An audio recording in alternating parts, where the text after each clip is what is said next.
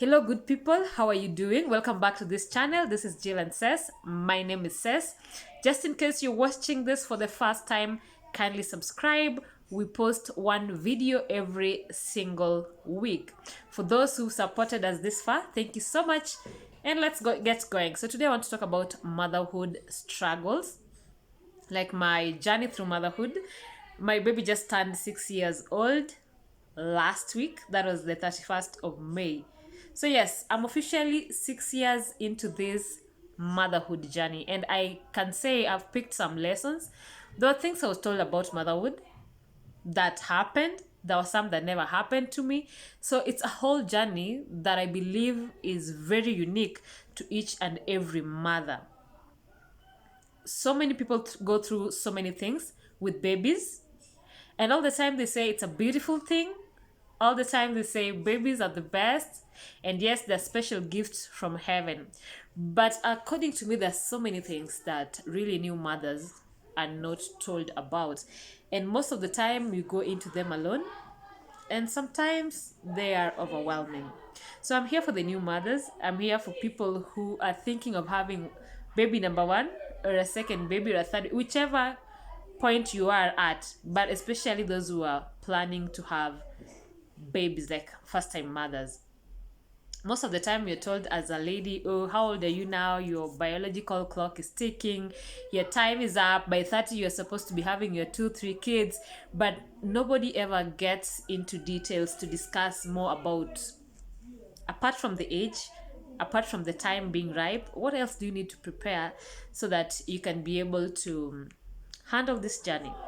So I just managed to write some few things about my journey that I'm going to share with you. You can pick whatever you can pick, but just like I said earlier, it is a unique journey. It's a special journey. It differs from one mom to the other. So this is according to my experience 6 years down the line. First of all, when I realized I was pregnant, I was my baby is 6. I was 24 years old. That was in 2014. So yes, I was 24 years old. I was in campus. That was my last year in campus. So when I realized I was expectant. Okay, I never shared it with many people except my baby daddy, and maybe my sisters just realized later on. So yes, that is beside the point. So what I wanted to say is the pregnancy itself is overwhelming. We all know that when you're pregnant, there's so many things, there's so many changes, emotional, physical, that really will occur in your body. And the first thing you need to be ready as somebody who wants a kid is to compromise. Like, your body will go through so many changes. You will either get, some people get fat, some people get slimmer, some people lose appetite, some people gain more appetite. So at the end of the day, there are going to be so many changes in your body the moment you agree that yes, we are going for a baby. So apart from that, I never actually had morning sickness. So that was good on my side. Like, my pregnancy journey was kind of smooth the first 3 months. I never had issues. Like, I wasn't puking. I wasn't having what do you call it? Some people have serious headaches. Some people have different things. So my first 3 months were, apart from fatigue, I think I was okay. So if you know you're not ready for the first 3 months, because some people puke all the way, like from the day one to the third month to the fourth month to fifth up to 9 months. So that is one of the things, like the side effects of early pregnancies, or just having your early days into pregnancy. So yes, be ready for body changes. Be ready for some sickness here and there. Be ready for cravings. Cravings. People have weird cravings when pregnant. Did I ever have any craving? No, I don't think I crave for anything. And if it ever came, maybe it came once. I buy something, I eat, then never again. The next time I'm craving something else. But it's not something that I can really sit down and say, I craved for this, I craved for this, I craved for this. But one thing I know, when I was pregnant, I used to have a schedule. Like, my waking up time to my bedtime, I had them programmed. I don't know if that was a craving, or if that was in any way connected to the baby, but yes, Babies sometimes make us feel weird. So during pregnancy, that is it. Then there's labor.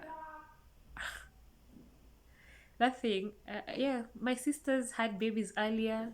I was able to accompany one or two of them into labor wards. Yeah, I experienced it beforehand. Yes, I knew it was painful. Yes, but I didn't know it was that thorough. Like, I didn't know it was something that could actually even kill someone. I don't know. My labor lasted for only 1 hour. Like, I was in serious labor for 1 hour, but I normally call it one thorough hour. Because when I got into the hospital, I was just normal. The pains were not as much. So I was like, whatever I've seen before is never this. Like, it's always very thorough. So if something is coming ahead, then I don't need to worry about these on and off contractions. So really, when I went into the hospital, I was happy. In fact, my sister and I were making stories while other women were in pain. So yes, I started my labor on 31st, around 9. Yes, around 9 p.m. And it went up to 10. In fact, I think I had my baby a few minutes past 10. One, I call it 1 hour. So yes, be ready for pain. I also can't describe that pain, but it was one that at the last moment I just told the nurse I am running mad. Like, this is the point where I am just losing my mind and I can't take it anymore, and if I'm not having a baby right now, then maybe something is wrong with me. So yes, the labor pains are thorough. I have never met somebody who's ever said that they never had tough labor pains. Some people labor even up to 1 week. Some people labor for 2 days. Some people get to be induced and it's thorough. Some people have babies through CS. Still, it has its own challenges. I'm talking about a normal birth because that's the kind of birth that I had with my first baby. So yes, my labor was thorough. Then somebody said, kuzaa si kazi, kulea ndio kazi. Like, it's not a problem. You getting pregnant, carrying your pregnancy 9 months to term, then having your baby, that is not a problem. In fact, that is not anything. The real problem is raising this baby. And 6 years down the line, I agree, like 100% agree. I still remember my labor pains. I still remember the process, the 9 months pregnancy journey. But raising a kid remains with you for the rest of your life. And it's a unique experience because you are having this small human being that depends on you like 100%, and they believe you're always right. They believe you know everything and you're supposed to guide them. And once a mother, always a mother. Like, you never take a leave. You never say, no, today I'm not a mother, just take her. It is part and parcel of you. So yeah, the first thing I want to say that one of the struggles that I had are emotions. After having your baby, there's so many emotions involved.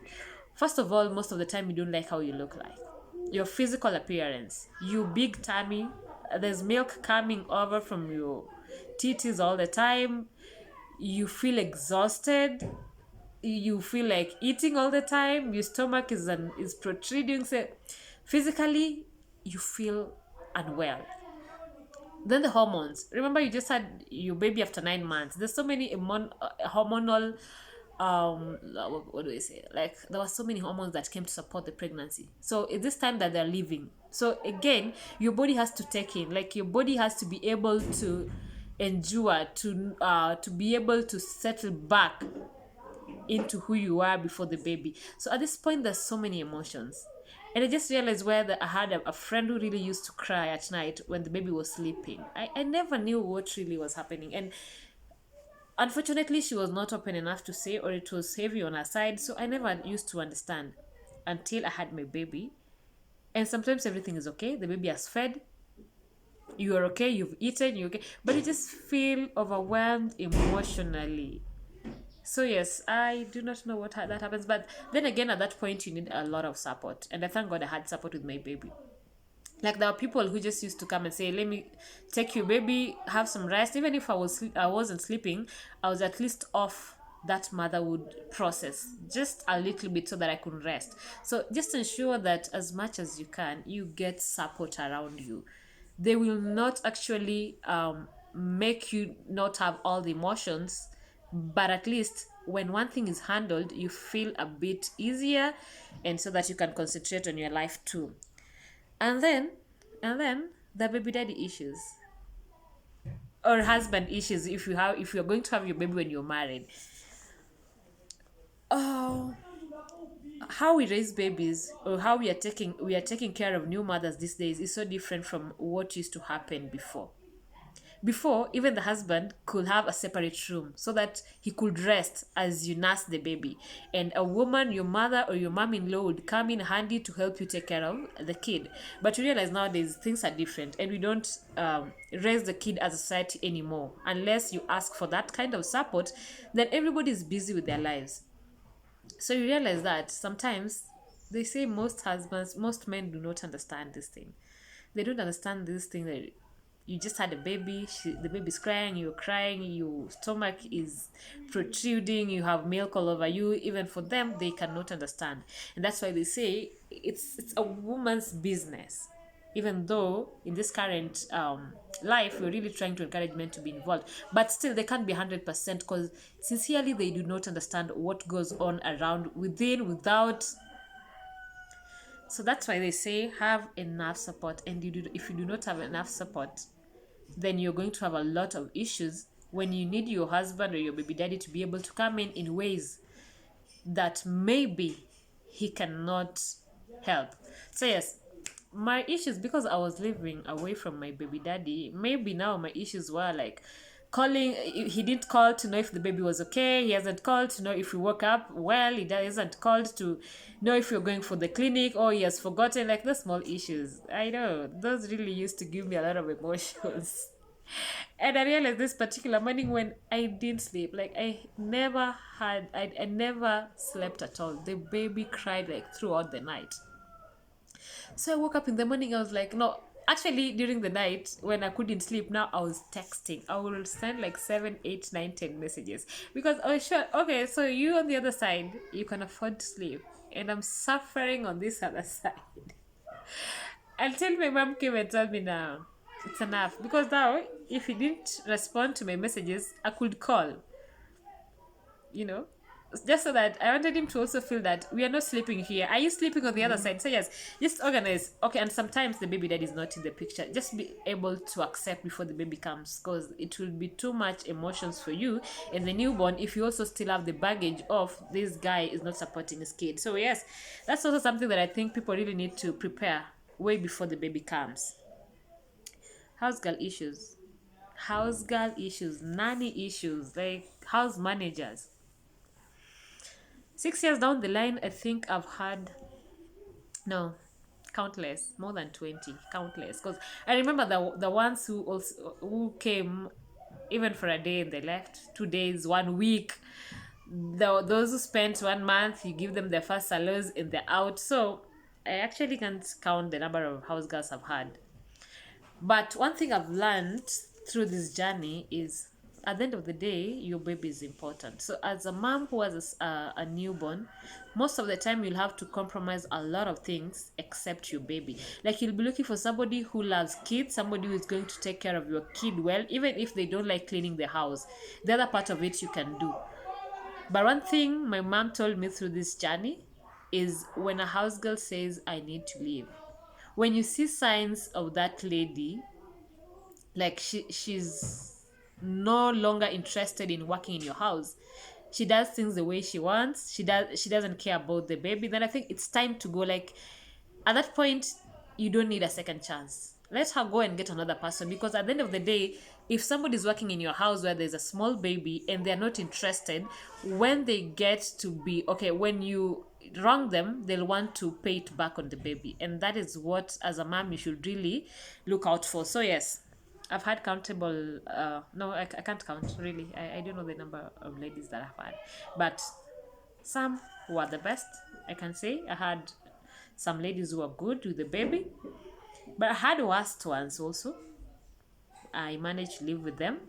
But anyway, yes, before you have your baby, just ensure that you're ready to live with these ladies, and you are ready to Ensure that they live well with your baby and they don't harm them at the end of the day. And then, I don't know why this is coming at number 5, but it's very important: finances. The kind of times that we're living in are tough, and babies are more expensive than we used to be. Like nowadays, we pay for everything, we pay for every little thing for the baby.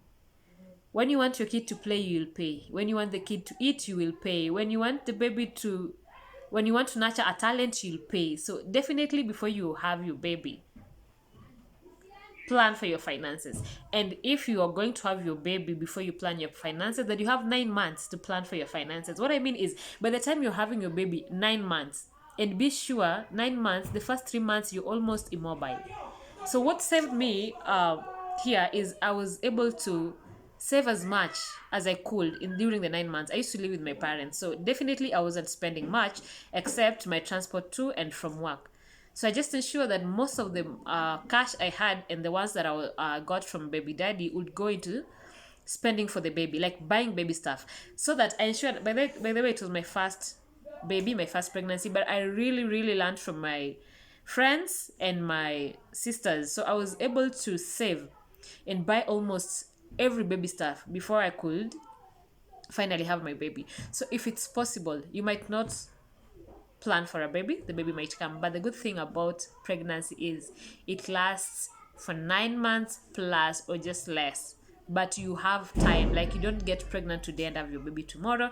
You don't get pregnant today and have your baby after 1 or 2 weeks. So if you're pregnant, just know pregnancy means saving, so that you don't have so much stress when you can't afford milk for your baby, you can't afford a diaper for your baby, you can't afford a pair of socks for your baby when the baby finally comes. That means you will be extra stressed. So I just want to finish on this: sickness. Oh, babies get sick. Oh, babies have issues. Oh, babies, as young as they are, there's so many, like the infections, malaria. So the ones that you can prevent, like malaria, you do it. The ones that can be prevented by vaccinations, you do it. But there are these that just come, the infections, the sickness, you try as much, but when that comes, I think that is the point that really most of the time got me emotional. When the baby's sick, as a mom, you feel sick also. She cries, you cry. So the good thing is, if you have the cash, if you have a good medical card, that will caution you a bit. And then you have to always pray, because I believe in prayers, I believe in God, and I know most of these things that maybe are beyond human, he's been able to help me pass through them. Another thing is myths and beliefs. Raising a kid is tough. I've had quite a number. And one of them that I remember vividly was when my baby was, I think, 3 or 4 months. No, 3 months. And then, apparently or allegedly, she had plastic teeth. So, this I was told by a nanny that I had at that time. She was mature and she said, I know these things, they're plastic teeth and they can kill a baby anytime. In fact, if you risk going into the hospital, then you're going to kill your baby. Remember, she's only 3 months. She's this little cute baby and she's in pain. And I called my mom and she's like, I raised 7 kids and I've never heard of such. But if that is what that lady is saying, then just do what she's saying. I called my grandma. In fact, for her, she was like, that thing kills babies. So the more time you're taking, the more chances of killing your baby. Okay, the more you're increasing the chances of losing your baby. Who am I? Who am I? As a mom, my instinct were like, I do not want to kill this baby. At least not this early. And at least let it not be my fault. So this lady took me to some old woman in some home very early in the morning. We did so many things, but then my baby got well. And after that, people said, she'll never grow teeth. Oh, that was very brutal. But I was like, it's what I had to do. So there's so many myths and there's so many beliefs about if your baby's not walking early enough, the delayed milestone, that this is what it means, this is what you're supposed to do. So as a mom, I think always just trust your instincts. And really, even about plastic teeth, up to now, I can't say those things don't exist. They're amazing. At that point, what mattered was saving the life of my baby. I did. So just look out for such kind of myths and beliefs and just raise your baby the best way you can. Finishing this, babies are beautiful, they're a great joy. My baby is 6 years, I'm very happy, I'm so glad I had her. But you must prepare yourselves to be a mother and always lead them the best way possible. So if you're going to have your baby, at least those are some of the things that you can watch out for. Those are the things that you can really be able to organize and get your baby when you know everything. But anyway, you cannot know everything, but at least that those factors that sometimes you're carried away by the excitement of having a baby and you forget. So that was just as a reminder. Otherwise, thank you so much for watching. My name is Sess. See you in our next video. Kindly hit the subscribe button, comment, let me know what are your struggles like. Otherwise, you guys have a nice time, have a good day, bye.